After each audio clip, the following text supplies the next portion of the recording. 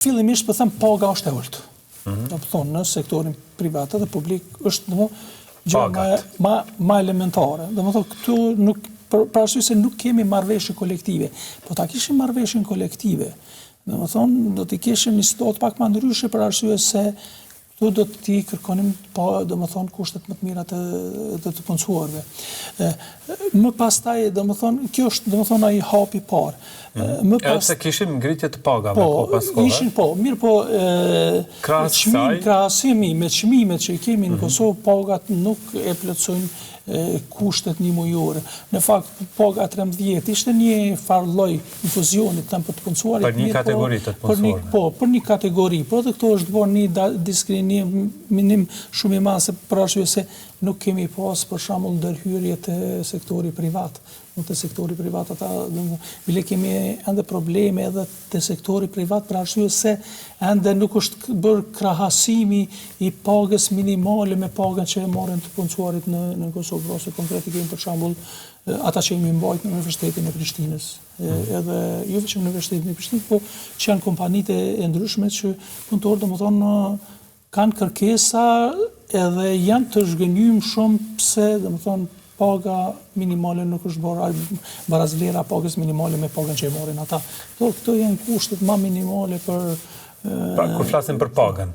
Pastaj në anën tjetër informaliteti është problem. Po informaliteti është problem, domethënë shefja punës këto kemi domethënë që sepse domethënë kur është paga e vogël, mandej edhe informaliteti vjen shprehje për arsye se i punësuari them kështu e merr pagën edhe ndoshta e merr edhe një farë lloj bonusi, po domethënë nuk është i regjistruar kërkon hiç. Domethënë tani kur vjen puna e pensionimit dhe gjëra tjera, do të jetë shumë keq për ta. Kjo është ajo që neve domethënë kërkojmë non-stop.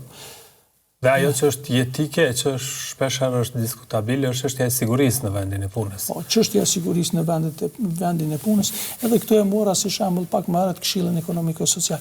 Kemi ne për shembull shumë pjesë të vendit që nuk ka siguri fare. Fjala vjen te pikat e karburanteve ose që ne i quajmë në zhargonin popullor pumpat e benzinës. Domethënë, ata nuk kanë kurfar një lloj siguri ose nuk kanë një farë lloj trajnimi sepse nuk kanë kodet që i marrin nga Këshilli Ekonomiko-Social që domethënë nuk kemi që gati 2 vjet, edhe për shembull nëse normalisht ne po kërkojmë për inspektoriatin që ata të bëjnë diçka mirë, po inspektoriati punës shkon në momentin kur ndodh aksidenti, na çka të bëjmë para se të ndodh aksidenti. Kur ndodh aksidenti, atëherë ne po shkojmë gjithë dhe po e themi një fjalë se qoftë e fundit ose gjëra tjera mirë, po prapë domethënë gjërat pra ndodhin. Orari i punës në Kosovë si është? Orari i punës, domethënë prapë po kthehet te sektori privat, nuk është në rregull. I kemi për shembull nëpër gastronomi, po edhe ndërtim që nuk respektohet fare.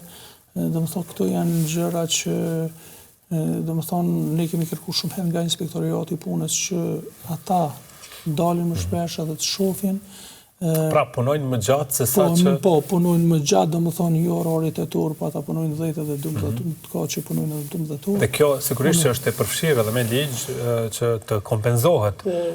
Po, edhe tjetër shta me dalë s'po të kompenzohet, domethënë kjo pjesë, domethënë sado kudo, domethënë do që të një farë lloj mbështetje financiare për të punësuarit, mirë po ata me pagën që e marrin domethënë e tejkalojnë edhe orarin e punës që nuk zbatohet që të mbështeten me mjete financiare.